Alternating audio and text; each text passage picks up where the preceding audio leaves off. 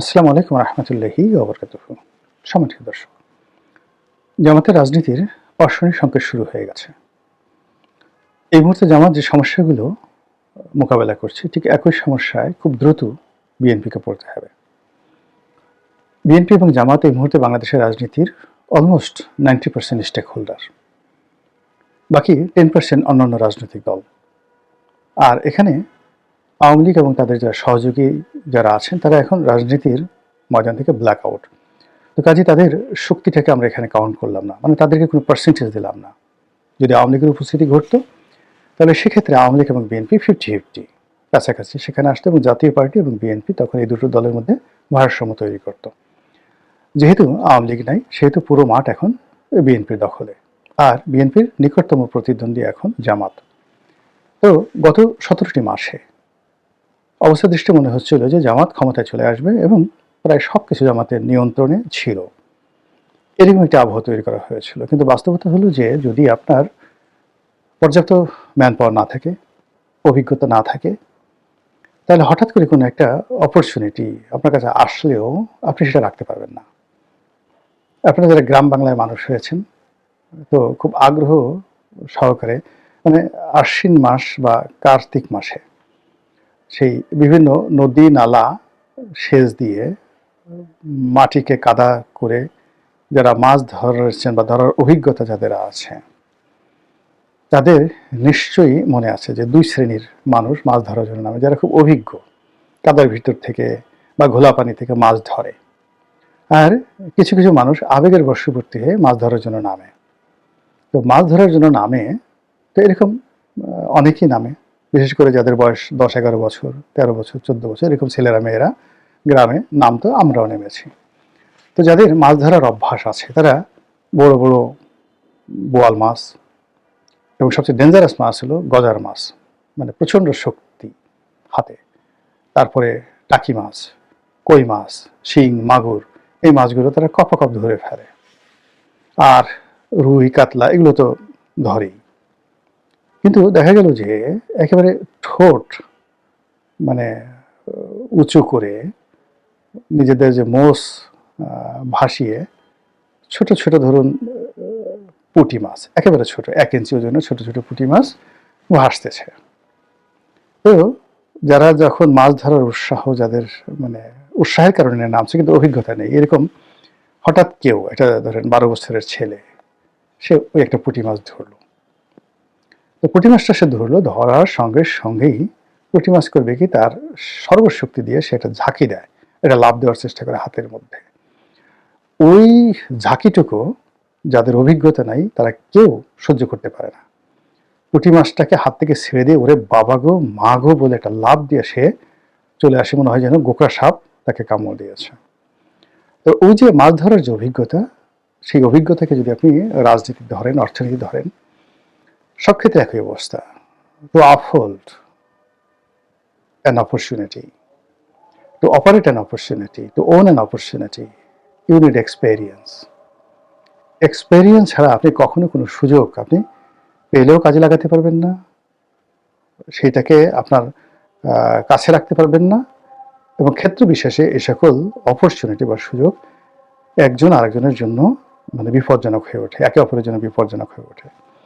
যেমন ধরুন 1/11-এর সময় অনেকগুলো মানুষ তারা রাজনীতির হর্তাকর্তা হয়ে গেলেন। সে কি দাপট, তাদের দাপটে টেকনাফ থেকে তেঁতুলিয়া পর্যন্ত মানুষ কাঁদে, কিন্তু সেই মানুষগুলো টিকে থাকতে পারেননি, তাদেরকে পালাতে হয়েছে, জেলে যেতে হয়েছে, মার খেতে হয়েছে, আরো অনেক কিছু।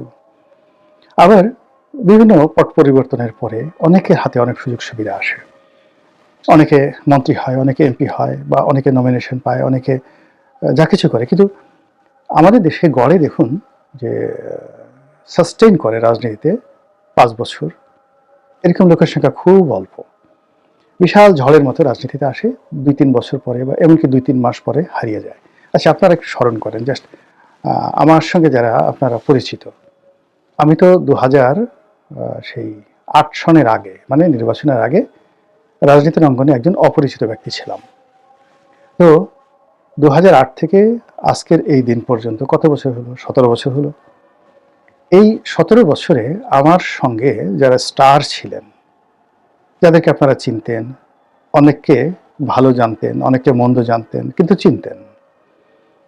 অনেককে আপনাদের মনে হতো যে লোক এরকমই হওয়া উচিত, যাদের বয়স ধরুন 60-এর নিচে, আমার বয়সী। এরকম যদি 50 জন লোক 2009 থেকে এই পর্যন্ত বিএনপি, আওয়ামী লীগ, জামাত যাদেরকে আপনি চিনে থাকেন, এখন আপনি আজকের দিনে 2026 সনে এসে দেখেন তো তাদের কয়জন দৃশ্যপটে আছে, কয়জন জেলে আছে, কয়জন পালিয়ে আছে, কয়জন কথা বলছে, কয়জনের ঘরে চাল আছে, কয়জনের ঘরে ডাল আছে, আর কয়জন দুর্নীতি দমন কমিশন থেকে শুরু করে বিভিন্ন দপ্তরে মামলা মোকদ্দমার ঝক্কি ছাড়া সৎ ন্যায়নিষ্ঠভাবে এখন আপনাদের সামনে সুন্দরভাবে কথা বলতে পারছেন, ঘুরতে পারছেন, সুস্থ অবস্থায় জীবনযাপন করতে পারছেন এবং সচ্ছল আছেন। এর অর্থ যে সুযোগ অনেকের জীবনে আসে, কিন্তু খুব অল্প সংখ্যক মানুষ সুযোগ কাজে লাগাতে পারে। সুযোগ অনেক মানুষের জীবনে আসে, কিন্তু খুব হাতে গোনা কয়েকজন মানুষ মনে করে যে এই সুযোগটি আমার গ্রহণ করা উচিত নয়।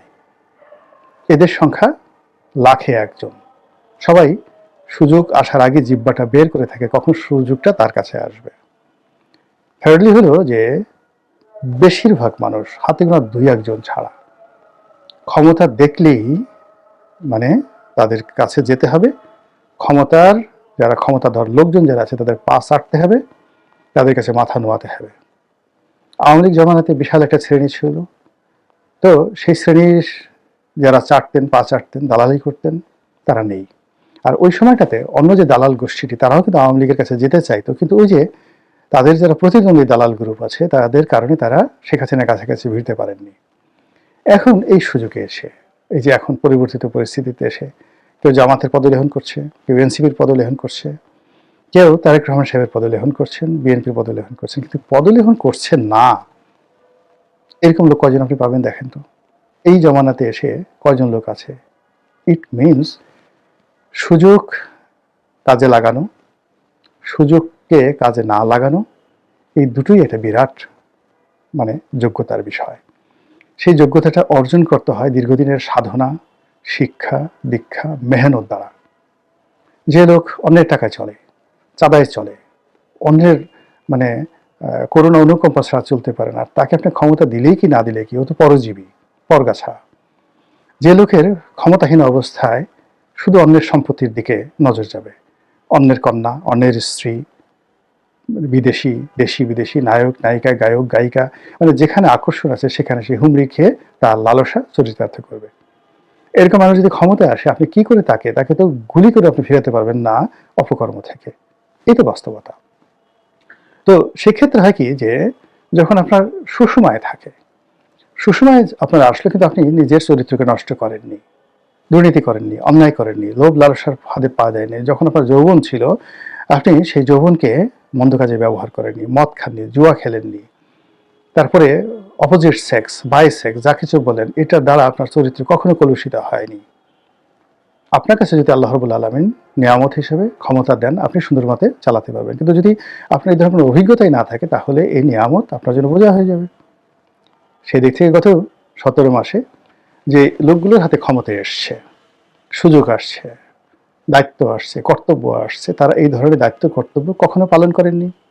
আর এই ধরনের দায়িত্ব কর্তব্য পালন করার জন্য যে ক্যাটাগরির যোগ্যতা এবং হিউম্যান কোয়ালিটি যেটাকে বলা হয়, মানবিক যোগ্যতা লাগে, সেটা না থাকার কারণে কি হলো, যাদেরকে যে দায়িত্বেই বসানো হয়েছে তারা সেখানে বসে রাষ্ট্রের সর্বনাশ করেছে, জনগণের সর্বনাশ করেছে। এমনকি কেউ যদি কোনো দলের প্রতিনিধিত্ব করেন, তাহলে সেই দলের সর্বনাশ করেছে।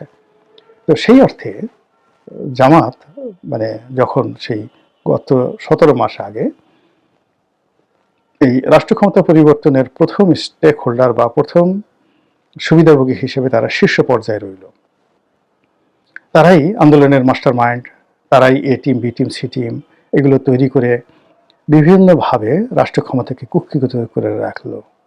কিন্তু কি হলো, যেহেতু তাদের রাষ্ট্র চালানোর সেই অভিজ্ঞতা নাই, ফলে জামাত, এনসিপি, ডক্টর মোহাম্মদ ইউনূসের যে কম্বাইন্ড যে প্রজেক্টটি আছে, সেই প্রজেক্টটি জনগণের দৃষ্টি আকর্ষণ করলো না, জনগণকে কোনো ভালো বার্তা দিল না, জনগণের জীবনে স্বস্তি আনলো না, রাষ্ট্রকে শক্তিশালী করার পরিবর্তে দুর্বল করে দিল এবং রাষ্ট্রের অনেক বদনাম হয়ে পড়ল। এর ফলে আপনি এখন দেখবেন জামাতের টুটা শব্দ নেই, রা শব্দ নেই। তারা আগে যেখানে হাত দিলে স্বর্ণ ফলতো, এখন যেখানে হাত দেয় সঙ্গে সঙ্গে সেখানে ছাই হয়ে যায়, সোনাও যদি থাকে ছাই হয়ে যায়। তারা এমিরাত প্রতিষ্ঠা করবে, খেলাফত প্রতিষ্ঠা করবে, এটা তো দূরের কথা। তারা ইসলামী দলগুলোর মধ্যে যে ঐক্য, মানে বিধর্মীদেরকে আনবে, যারা নামাজ কালাম পড়ে না তাদেরকে নামাজ কালাম পড়াবে, কোরআনের আইন বাস্তবায়ন করবে, এগুলো তো অনেক পরের ব্যাপার। যারা ইসলামে বিশ্বাস করে, ইসলাম ধর্মের অনুসারী এবং সেই ধর্মভিত্তিক রাজনীতি দল করে, তারাই তো তারা এক টেবিলে বসতে পারছে না। না পারার কারণে কি হচ্ছে, এখন এই মুহূর্তে আমাদের রাজনীতির যে প্রতিটি বাঁক, সেটি জামাতের জন্য ডেঞ্জারাস হয়ে পড়েছে।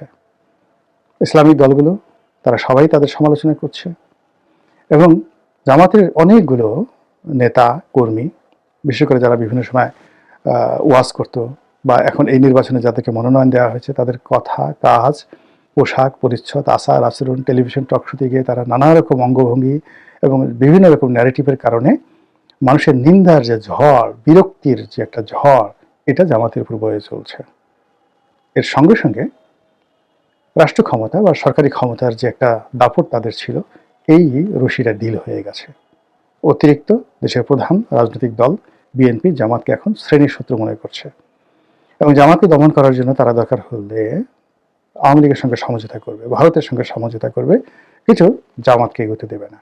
কাজেই জামাত কোন অবস্থার মধ্যে আছে, কত দর্শনের সংকেতের মধ্যে আছে, এটা আপনারা যতটা না দেখছেন বুঝছেন, তার সাথে অনেক অনেক বেশি জামাতের নেতৃবৃন্দ বুঝতে পারছেন। এবার বিএনপি সম্পর্কে আসি। যে সমস্যা জামাতের হয়েছে, ঠিক সেম সমস্যা বিএনপির হবে আরও ব্যাপক। এর কারণ হলো, জামাত যদি 5% to 6% ভোটের অধিকারী হয়ে থাকে, বিএনপি তো 35% ভোটের অধিকারী। ফলে এই 35% লোকদেরকে একীভূত রাখা, তাদের কাছে সেই রাষ্ট্রীয় সুযোগ সুবিধা পৌঁছে দেওয়া, অথবা চাঁদাবাজি, দুর্নীতি, অনিয়ম, অব্যবস্থাপনা থেকে এই বিরাট জনগোষ্ঠীকে, মানে 35% অফ দেয়ার সাপোর্টার, তাদেরকে নিবৃত রাখা, এটি তাদের জন্য রীতিমতো ওয়াটারলু যুদ্ধের মতো নির্মম, নিষ্ঠুর। এবং এই কাজটি জনাব তারেক রহমান সাহেবকে করতে হবে এবং এটা করার জন্য তার এখনো পর্যন্ত গুছিয়ে ওঠা হয়নি। তিনি সবেমাত্র 17 বছর পরে বাংলাদেশে এলেন। প্রকৃতি পরিবেশ আবহাওয়া বোঝার আগেই অনেকে তাকে, মানে চাটার দল যারা আছে, তারা চাটতে চাটতে তাকে মহামানব বানিয়ে ফেলেছে। তিনি দাঁড়ালে ভদ্রতার একটা নতুন নজির স্থাপিত হয়। তিনি কান্নার জন্য চোখ মুছলে মনে হয় যে আকাশ ফেটে পড়েছে কান্নায়, সারা জাতির কান্না করা উচিত তারেক রহমান সাহেবের কান্নায়। এই যে জিনিসগুলো তিনি তার পরিবার নিয়ে, সন্তান নিয়ে, এমনকি তার বিড়ালটাকে নিয়ে, এই যে লোকজন যে অতিরিক্ত আধিক্ষেতা দেখাচ্ছে, এই আধিক্ষেতার ফলে বিএনপি সম্পর্কে সাধারণ আমজনতা, এমনকি তাদের যারা নেতাকর্মী রয়েছেন, তাদের মধ্যে ক্রমশ বিরক্তি বাড়ছে। আর সেই বিরক্তি থেকে একটা সময় নেতার প্রতি এখন যে আবেগ তারা দেখাচ্ছে, এটি 7-8 দিন পরে। আবার বলছি, আজকের এই ভিডিও যে তারিখে করছি বা আপনারা যেদিন থেকে দেখছেন, এর পর দিন থেকে দেখবেন 7 দিন পরে দেখবেন যে তারেক রহমান সাহেব সম্পর্কে মানুষের যে এই আকুতি, মানুষের যে শ্রদ্ধাবোধ, মানুষের যে আকর্ষণ, এই জিনিসগুলো থাকবে না। কেন থাকবে না? প্রত্যেকটা জিনিস হলো কি, প্রকৃতিগতভাবে হতে হয় ভিতর থেকে। লিডার বানানো যায় না, নেতা জন্ম থেকে তৈরি হয়। শিক্ষিত শুধু ইউনিভার্সিটিতে পাশ করলে, ডক্টরেট ডিগ্রি থাকলে শিক্ষিত হয় না, শিক্ষিত হয়ে জন্মগ্রহণ করতে হয়। মানে একজনের মেধা জন্মগতভাবে, একজন পুরুষ তার মাথায় অ্যাভারেজে 400 গ্রাম ঘিলু থাকে, আর একটা নারীর মাথায় অন অ্যাভারেজে 240 গ্রাম ঘিলু থাকবে। তো যিনি নেতা হবেন তার মাথায় অ্যাভারেজে 500 গ্রাম ঘিলু থাকবে। আপনি যদি ঘিলু না থাকে, কোনো অবস্থা আপনি নেতা হতে পারবেন না। আচ্ছা, এই ঘিলুটা টের পাবেন কখন? একেবারে আপনি যেদিন মাতৃগর্ভ থেকে পড়লেন, পড়ে যে আপনি একটা ওয়া করে শব্দ করবেন, ওই ওয়ার মধ্যেই বোঝা যাবে আপনি একজন নেতা। এরপরে আপনি সকালবেলা, মানে এরপরে আপনি, মানে দীর্ঘদিন তো আপনি উলঙ্গ থাকবেন, সাথে সাথে আপনি তো প্যাম্পার্স পরাবেন, আপনি পেশাব করবেন, পায়খানা করবেন, দুধ খাবেন, কান্না করবেন, ঘুমাবেন। এটার মধ্যেই আপনার নিয়মানুবর্তিতা, আপনার ক্যারেক্টারিস্টিক্স, এটা ফুটে উঠবে। জন্মের প্রথম 3 মাসে একটা শিশু যে আচরণ করে, একেবারে কিয়ামতের ময়দানে ও সেই শিশুটি মৃত্যুর পরে ওই একই আচরণ করবে, কোনো 19-20 নেই।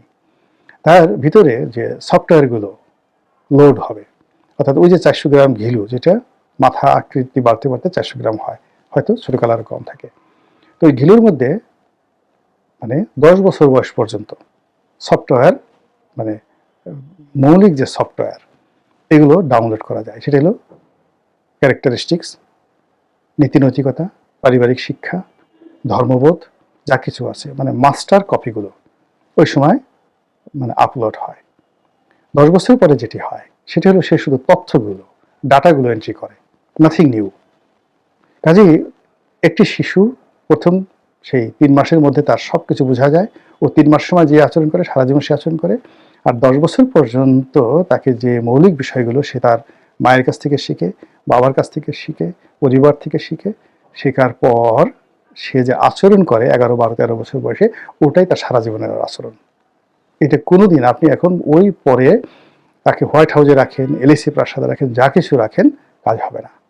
তো কাজে এই যে বাংলাদেশে এখন যারা নেতৃত্বের পর্যায়ে রয়েছেন বিএনপির, আপনি মনোনয়ন দেন আর না দেন, ওর ওই যে শৈশবের যে স্মৃতি, তার যে সফলতা 10 বছর পর্যন্ত, ওটাই তাকে আইডেন্টিফাই করবে। তো সেই দিক থেকে আপনি দেখেন বিএনপির এইবারের যে 300 আসনে মনোনয়ন, তারাই তো এমপি হবে, তারাই তো দেশ পরিচালনা করবে।